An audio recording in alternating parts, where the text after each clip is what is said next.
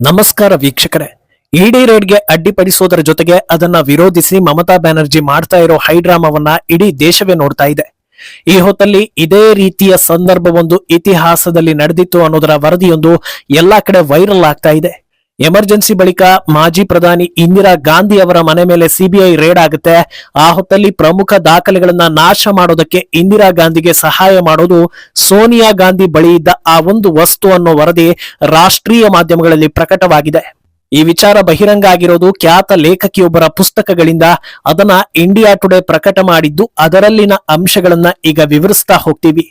ಇದರ ಜೊತೆಗೆ ಐಪ್ಯಾಕ್ ಮೇಲಿನ ಇಡಿ ವಿಚಾರದಲ್ಲಿ ಈಗ ಏನಾಗ್ತಾ ಇದೆ, ಮಮತಾ ಬ್ಯಾನರ್ಜಿ ಸಿಡಿಸಿರೋ ಹೊಸ ಬಾಂಬ್ ಏನು, ಇದೆಲ್ಲವನ್ನ ಒನ್ ಬೈ ಒನ್ ವಿವರಿಸ್ತಾ ಹೋಗ್ತೀವಿ. ಈ ವಿಡಿಯೋವನ್ನ ತಪ್ಪದೆ ಕೊನೆ ತನಕ ನೋಡಿ. ಅದಕ್ಕೂ ಮುನ್ನ ಮೀಡಿಯಾ ಮಾನ್ಸ್ಟರ್ ಚಾನೆಲ್ ಅನ್ನ ತಪ್ಪದೆ ಸಬ್ಸ್ಕ್ರೈಬ್ ಮಾಡಿ. ಎಸ್, ಭ್ರಷ್ಟಾಚಾರ, ಗೋಲ್ಮಾಲ್, ಲೂಟಿ, ಹಗರಣ ಇದೆಲ್ಲಾ ಪದಗಳು ಭಾರತೀಯ ರಾಜಕೀಯಕ್ಕೆ ಹೊಸತೇನಲ್ಲ. ಇತಿಹಾಸವನ್ನ ಕೆದಕ್ತಾ ಹೋದ್ರೆ ಪಕ್ಷಾತೀತವಾಗಿ ರಾಜಕೀಯ ನಾಯಕರು ಸಿಕ್ಕಿಬಿದ್ದ ಘಟನೆಗಳು ಕಾಣಿಸುತ್ತೆ. ಅದರಲ್ಲೂ ಸರ್ಕಾರಿ ಅಧಿಕಾರಿಗಳ ಮನೆ ಮೇಲೆ ರೇಡ್ ಆಗೋ ಹೊತ್ತಲ್ಲಿ ಬಾತ್ರೂಮ್ ನಲ್ಲಿ ಹಣ ಸಿಗೋದು, ದಿಂಬಿನ ಒಳಗೆ ನೋಟು ಸಿಗೋದು, ಕಮೋಡ್ ಒಳಗೆ ಚಿನ್ನ ಸಿಗೋದು, ಗೋಡೆ ಒಳಗೆ ಬ್ರೀಫ್ ಕೇಸ್ ಸಿಗೋದು, ಇಂಥದನ್ನೆಲ್ಲ ನೋಡ್ತಾನೆ ಇರ್ತೀವಿ. ಇದನ್ನೆಲ್ಲ ಟಿವಿಯಲ್ಲಿ ನೋಡೋ ಜನರು ಕಳ್ಳ ಖದೀಮರಿಗೆ ಹಿಡಿ ಶಾಪ ಹಾಕ್ತಾರೆ. ಒಂದೆರಡು ದಿನಕ್ಕೆ ಇದೆಲ್ಲವನ್ನ ಮರೆತು ಬಿಡ್ತಾರೆ. ಆದ್ರೆ ದೊಡ್ಡ ದೊಡ್ಡ ಹುದ್ದೆ ಅಲಂಕರಿಸಿದ, ದೊಡ್ಡ ಮಟ್ಟದಲ್ಲಿ ಹೆಸರು ಮಾಡಿದ ನಾಯಕರು ಅಥವಾ ವ್ಯಕ್ತಿಗಳ ಮೇಲೆ ರೇಡ್ ಆದ್ರೆ ಅದನ್ನ ಜನರು ಸುಲಭವಾಗಿ ಮರೆಯೋದಿಲ್ಲ, ಹಾಗೂ ಪದೇ ಪದೇ ನೆನಪಿಸೋ ಕೆಲಸಗಳು ಆಗುತ್ತೆ. ಈಗ ಮಮತಾ ಹೈಡ್ರಾಮಾ ಹೊತ್ತಲ್ಲಿ ಮಾಜಿ ಪ್ರಧಾನಿ ಇಂದಿರಾ ಗಾಂಧಿ ನಿವಾಸದ ಮೇಲೆ ಸಿಬಿಐ ರೇಡ್ ರಹಸ್ಯ ಬಯಲಾಗ್ತಾ ಇದೆ. ಸಿಎಂ ಆಗಿದ್ರು ಮಮತಾ ತಮ್ಮ ಆಪ್ತನ ಮೇಲೆ ರೇಡ್ ಆಗ್ತಾ ಇದ್ದ ಹಾಗೆ ಓಡೋಡಿ ಬಂದು ರಂಪ ಮಾಡಿದ್ರು.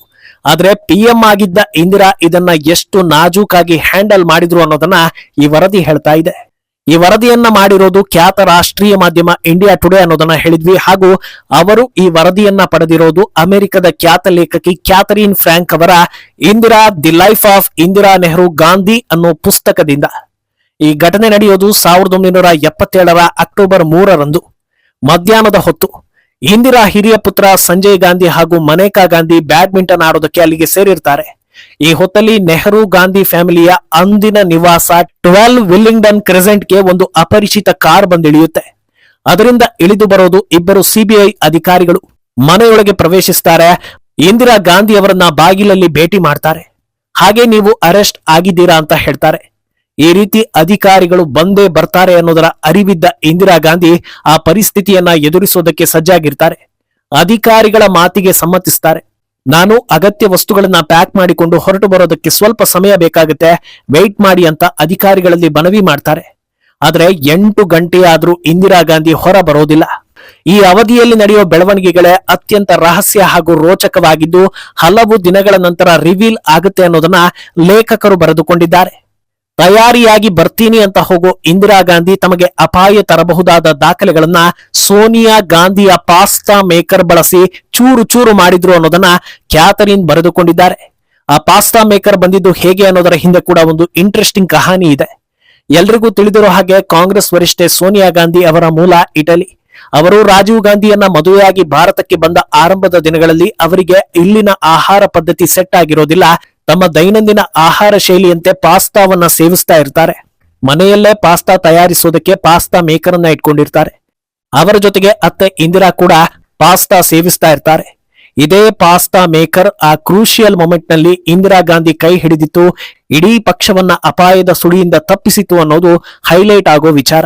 ಅಂದಹಾಗೆ ಈ 2 ಗಂಟೆಗಳಲ್ಲಿ ಕೇವಲ ದಾಖಲೆಗಳ ನಾಶ ಆಗೋದಿಲ್ಲ, ಇನ್ನೂ ಹಲವು ಪ್ರಮುಖ ಘಟನೆಗಳು ಘಟಿಸುತ್ತೆ ಅನ್ನೋದು ಕೂಡ ಈ ವರದಿಯಲ್ಲಿದೆ.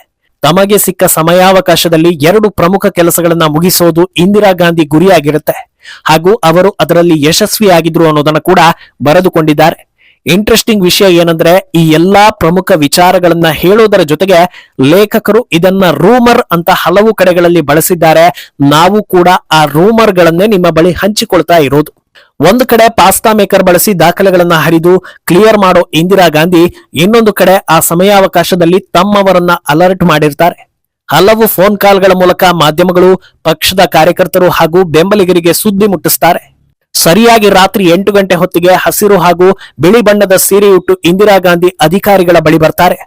ಇಂದಿರಾರನ್ನ ಅಧಿಕಾರಿಗಳು ತಮ್ಮ ವಾಹನದಲ್ಲಿ ಕೂರಿಸಿ ಕರೆದುಕೊಂಡು ಹೋಗೋ ಹೊತ್ತಲ್ಲಿ ಇಡೀ ದೇಶಕ್ಕೆ ಸುದ್ದಿ ಮುಟ್ಟಿರುತ್ತೆ. ಕಾರ್ಯಕರ್ತರು, ನಾಯಕರು, ಜನಸಾಮಾನ್ಯರು ಎಲ್ಲರೂ ಬೀದಿಗಿಳಿದು ಇಂದಿರಾ ಗಾಂಧಿ ಪರವಾಗಿ ಘೋಷಣೆ ಹಾಕ್ತಾ ಇದ್ರೆ ಇಂದಿರಾ ಯಾವುದೇ ಕೂಗಾಟ, ಅರಚಾಟ ಮಾಡದೆ ತಮ್ಮ ಪಾಡಿಗೆ ತಾವು ಪುಸ್ತಕವನ್ನ ಓದುತ್ತಾ ಕುಳಿತಿರ್ತಾರೆ. ನೋಡ್ತಾ ಇದ್ದ ಹಾಗೆ ದೊಡ್ಡ ಮಟ್ಟದಲ್ಲಿ ಜನರು ಸೇರಿದ್ರಿಂದ ಆ ವಾಹನವನ್ನ ತಡಿತಾರೆ. ಜನರು ಆಕ್ರೋಶ ಹೊರ ಹಾಕ್ತಾ ಇರ್ತಾರೆ. ಇಂದಿರಾ ಪರ ವಕೀಲರು ಸಿಬಿಐ ಅಧಿಕಾರಿಗಳ ಜೊತೆಗೆ ಗಲಾಟೆ ಮಾಡ್ತಾ ಇರ್ತಾರೆ. ಲೆವೆಲ್ ಕ್ರಾಸಿಂಗ್ ಬಳಿ 2 ರೈಲುಗಳನ್ನ ತಡೆಯಲಾಗುತ್ತೆ. ಇಂದಿರಾ ಮಾತ್ರ ಸೈಲೆಂಟ್ ಆಗಿ ಎಲ್ಲವನ್ನೂ ಗಮನಿಸ್ತಾ ಇರ್ತಾರೆ ಅನ್ನೋದನ್ನ ಫ್ರಾಂಕ್ ಬರೆದುಕೊಂಡಿದ್ದಾರೆ. ಇದೆಲ್ಲ ಅಡೆತಡೆಗಳನ್ನ ದಾಟಿ ಇಂದಿರಾ ಗಾಂಧಿಯನ್ನ ಕೋರ್ಟ್ಗೆ ಪ್ರೊಡ್ಯೂಸ್ ಮಾಡ್ತಾರೆ. ಆದ್ರೆ ದೆಹಲಿ ಮ್ಯಾಜಿಸ್ಟ್ರೇಟ್ ಕೋರ್ಟ್ನಲ್ಲಿ ಇಂದಿರಾ ಭ್ರಷ್ಟಾಚಾರದಲ್ಲಿ ತೊಡಗಿದ್ದಾರೆ ಅನ್ನೋದಕ್ಕೆ ಯಾವುದೇ ಬಲವಾದ ಸಾಕ್ಷಿಗಳಿಲ್ಲ ಅನ್ನೋ ತೀರ್ಪು ಬರುತ್ತೆ. ಯಾವ ದಿನ ಅರೆಸ್ಟ್ ಆಗಿರ್ತಾರೋ ಅದೇ ದಿನ ರಿಲೀಸ್ ಕೂಡ ಆಗ್ತಾರೆ.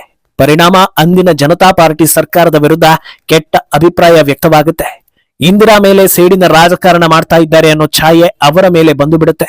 ಆದ್ರೆ ಅದರ ಮುಂದಿನ ವರ್ಷ ಅಧಿಕಾರ ದುರುಪಯೋಗ ಆರೋಪದಿಂದ ಮತ್ತೆ ಇಂದಿರಾ ಗಾಂಧಿ ಅರೆಸ್ಟ್ ಆಗ್ತಾರೆ. 1 ವಾರಗಳ ಕಾಲ ತಿಹಾರ್ ಜೈಲಿನಲ್ಲಿರ್ತಾರೆ. ಈ ಹೊತ್ತಲ್ಲಿ ಮತ್ತೆ ಅವರ ಬೆಂಬಲಿಗರು ಹಾಗೂ ಕಾರ್ಯಕರ್ತರು ಬೀದಿಗಿಳಿದು ಹೋರಾಡಿರ್ತಾರೆ. ಇಬ್ಬರು ಬೆಂಬಲಿಗರು ಒಂದು ವಿಮಾನವನ್ನ ಹೈಜಾಕ್ ಮಾಡಿದ್ದ ಘಟನೆಗೂ ಕೂಡ ಭಾರತ ಸಾಕ್ಷಿಯಾಗುತ್ತೆ. ನಂತರ ಇಂದಿರಾ ಗಾಂಧಿ ಬಿಡುಗಡೆಯಾಗಿ ಹೊರಗೆ ಬರ್ತಾರೆ. ಇದೆಲ್ಲದರ ಪರಿಣಾಮ ಏನಾಗುತ್ತೆ ಗೊತ್ತಾ? 1980ರ ಎಲೆಕ್ಷನ್ ನಲ್ಲಿ ಇಂದಿರಾ ಗಾಂಧಿ ನೇತೃತ್ವದ ಕಾಂಗ್ರೆಸ್ಗೆ ಅತಿ ದೊಡ್ಡ ಗೆಲುವಾಗುತ್ತೆ. ಮತ್ತೊಮ್ಮೆ ಅವರು ಪ್ರಧಾನಿ ಆಗ್ತಾರೆ. ಅವರ ರಾಜಕೀಯಕ್ಕೆ ಅತ್ಯಂತ ದೊಡ್ಡ ತಿರುವು ಕೊಡೋದೇ ಈ ಅರೆಸ್ಟ್ ಅಂತ ವ್ಯಾಖ್ಯಾನಗಳು ಬರುತ್ತೆ. ಯಾಕಂದ್ರೆ 1977ರ ಎಲೆಕ್ಷನ್ ನಲ್ಲಿ ಇಂದಿರಾ ಗಾಂಧಿ ಸೋಲೋದಕ್ಕೆ ಕಾರಣವೇ 1975ರ ಎಮರ್ಜೆನ್ಸಿ. ಅಂತ ಕರಾಳ ದಿನಗಳನ್ನ ನೋಡಿದ್ದ ಭಾರತೀಯರ ಮನಸ್ಥಿತಿಯನ್ನ ಒಂದೇ ಒಂದು ಅರೆಸ್ಟ್ ಮೂಲಕ ಬದಲಿಸಿ ಸೈಲೆಂಟ್ ಆಗಿದ್ದುಕೊಂಡೇ ಸುನಾಮಿ ಅಂತ ಗೆಲುವು ಸಾಧಿಸಿ 353 ಸೀಟ್ಗಳನ್ನ ಪಡೆದು ಇಂದಿರಾ ಗಾಂಧಿ ಕಮ್ಬ್ಯಾಕ್ ಮಾಡಿರ್ತಾರೆ. ಇಲ್ಲಿ ಗಮನಿಸಬೇಕಾಗಿರೋ ಅಂಶ ಏನಂದ್ರೆ ಇಂದಿರಾ ಗಾಂಧಿಗೆ ಭಾರತೀಯರ ನಾಡಿ ಮಿಡಿತ ಎಷ್ಟು ಚೆನ್ನಾಗಿ ಗೊತ್ತಿತ್ತು ಅನ್ನೋದು. ಇಂದಿರಾ ಗಾಂಧಿ ಗೆದ್ರೋ ಅಥವಾ ಭಾರತೀಯರು ಮೂರ್ಖರಾದ್ರೋ ಅದು ಸೆಕೆಂಡ್ರಿ. ಆದ್ರೆ ಎಮರ್ಜೆನ್ಸಿ ಅಂತ ಕರಾಳ ಛಾಯೆಯ ನಂತರವೂ ಗೆಲ್ತಾರೆ ಅಂದ್ರೆ ಅವರ ರಾಜಕೀಯ ಸ್ಟ್ರಾಟಜಿಯನ್ನ ಅರ್ಥ ಮಾಡ್ಕೊಳ್ಬೇಕಾಗತ್ತೆ ಅನ್ನೋದು ಈ ಘಟನೆಯ ಸಾರಾಂಶ. ಈಗ ವಾಸ್ತವಕ್ಕೆ ಬಂದ್ರೆ ಅಷ್ಟೊಂದು ಹಗರಣ ಇದ್ರೂ ರಾಹುಲ್ ಗಾಂಧಿ ಹಾಗೂ ಸೋನಿಯಾರನ್ನ ಯಾಕೆ ಅರೆಸ್ಟ್ ಮಾಡ್ತಾ ಇಲ್ಲ ಅನ್ನೋ ಪ್ರಶ್ನೆ ಕೆಲವರಲ್ಲಿದೆ. ಇನ್ನು ಯಾಕೆ 1977ರಲ್ಲಿ ಇಂದಿರಾ ಗಾಂಧಿ ಅವರ ಮನೆ ಮೇಲೆ ಸಿಬಿಐ ರೇಡ್ ಆಯ್ತು ಅನ್ನೋದನ್ನ ನೋಡ್ತಾ ಹೋದ್ರೆ ಅದು ಎಮರ್ಜೆನ್ಸಿ ಹೊತ್ತಲ್ಲಿ ಆಗಿದ್ದ ಹಗರಣಗಳ ತನಿಖೆ. ಯಾವ ಎಮರ್ಜೆನ್ಸಿ ಕಿಚ್ಚಿಗೆ ಇಂದಿರಾ ಅಧಿಕಾರ ಕಳೆದುಕೊಂಡ್ರೋ ಮೊರಾರ್ಜಿ ದೇಸಾಯಿ ನೇತೃತ್ವದ ಜನತಾ ಸರ್ಕಾರ ಅಸ್ತಿತ್ವಕ್ಕೆ ಬಂದಿತ್ತೋ ಅವರ ಆದ್ಯ ಕೆಲಸವೇ ಎಮರ್ಜೆನ್ಸಿ ಕಾಲದ ತಪ್ಪುಗಳನ್ನ ಬಯಲಿಗೆಳೆಯೋದು. ಇದಕ್ಕಾಗಿ ಅಂದಿನ ಮಾಜಿ ಮುಖ್ಯ ನ್ಯಾಯಾಧೀಶರಾಗಿದ್ದ ಜೆ.ಸಿ. ಶಾ ನೇತೃತ್ವದ ಶಾ ಕಮಿಷನ್ ಸ್ಥಾಪನೆಯಾಗಿರುತ್ತೆ.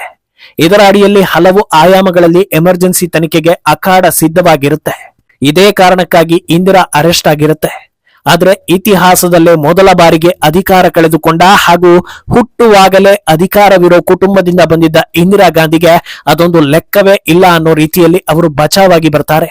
ಸಾಲದಕ್ಕೆ ತಮ್ಮ ಮೇಲಿನ ಕರಾಳ ಛಾಯೆಯನ್ನ ಕಳೆದುಕೊಂಡು ವಿಶ್ವದ 7ನೇ ಅತಿ ದೊಡ್ಡ ದೇಶ ಭಾರತದ ಪ್ರಧಾನಿ ಆಗ್ತಾರೆ. ಸದ್ಯ ಮಮತಾ ಏನೋ ಮಾಡೋದಕ್ಕೆ ಹೋಗಿ ಇನ್ನೇನೋ ಮಾಡಿ ಈಗ ತಾವು ಪಡೆದಿರೋ ಪೆನ್ ಡ್ರೈವ್ ನಲ್ಲಿ ಬಿಜೆಪಿ ವಿರುದ್ಧದ ದಾಖಲೆಗಳಿವೆ, ಕಲ್ಲಿದ್ದಲು ಹಗರಣದ ದುಡ್ಡು ಅಮಿತ್ ಶಾಗೂ ಹೋಗಿದೆ ಅಂತೆಲ್ಲ ಹೇಳ್ತಾ ಇದ್ದಾರೆ.